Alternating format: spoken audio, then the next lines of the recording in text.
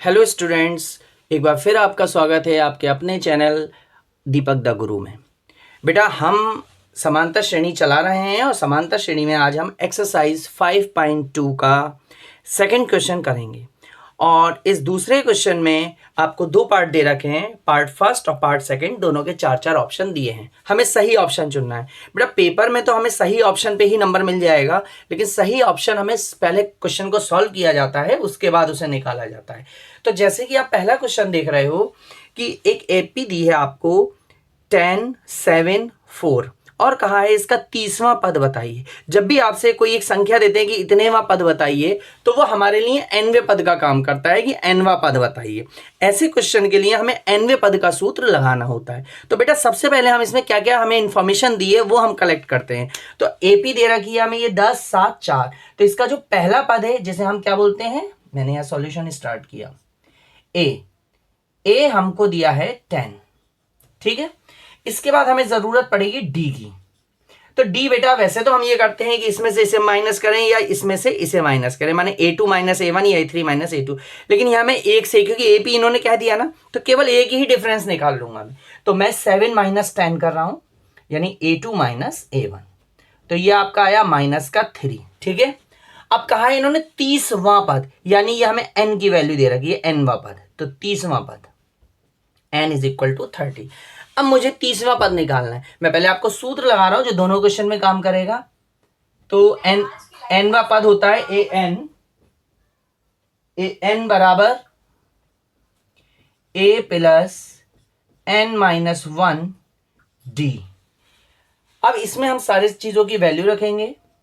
a आपको दे रखा है 10 प्लस n आपको कितना दिया है 30 माइनस 1, और बेटा डी हमें कितना दिया है माइनस का 3, क्योंकि ये माइनस में इसने ब्रैकेट में करके लिखे। ठीक है, इसके बाद 10 प्लस, ये देखिए 10 में से 1 माइनस हुआ, कितना बचेगा 29, और इनटू में है माइनस का 3। अब माइनस के 3 की 29 से मल्टीप्लाई कर लीजिए, तो 10 और प्लस माइनस माइनस, अब करिए 3 9 जा 27 का 7, 2 कैरी गया, 3 2 जा 6 और 2 8, ये 87 आ गया। अब 87 माइनस का है और 10 प्लस का है, तो माइनस के 87 में से जब प्लस का 10 माइनस होगा तो कितना बचेगा माइनस का 77। तो आप देख रहे हैं हमारा सी ऑप्शन 77 वाला ये करेक्ट है। ओके, तो an यानी A30 जो हमारा निकला, 30वां पद जो हमारा निकला वो माइनस का 77 निकला। ये आपका उत्तर है। इसी तरीके से अब आप इसका सेकंड क्वेश्चन देखें। सेकंड में भी हमें एपी दी है बेटा। सेकंड में एपी हमें दी है -3 -1/2 -2। इस तरीके से इन्होंने, अगर आप देखें एक मोटा मोटा देसी तरीके से हिसाब देखो, तो ये आधा है और ये 3 है, यानी 2.5 का डिफरेंस है। राइट ना? तो इसी तरीके से हमें थोड़ा सा माइंड में कॉन्सेप्ट क्लियर कर लेना चाहिए ताकि हम सवाल आसानी से हल कर सकें। इसमें मुझे ए क्या दिया है, माइनस का 3 दिया है।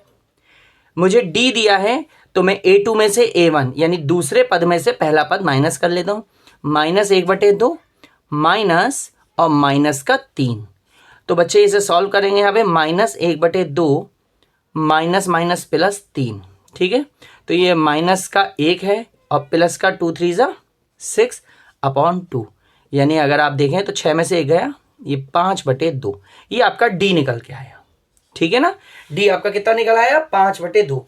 और n हमें कितना दे रखा 11वां पद, तो n बराबर 11 दे रखा है। ठीक है, अब हम यही फार्मूला लगाएंगे। an बराबर होता है a plus n minus 1 D. ठीक है, तो a 11वां पद हमें निकालना है, तो a हमें बेटा कितना दिया माइनस का 3 प्लस n यानी 11वां पद -1 और डी हमारा कितना निकला है इनटू में 5/2। तो ये हो गया -3 प्लस 11 में से 1 जाएगा, कितना बचेगा 10 इंटू 5/2, 2 5 जा 10। ठीक है ना, तो ये हो गया -3 और प्लस का 5 5 जा 25।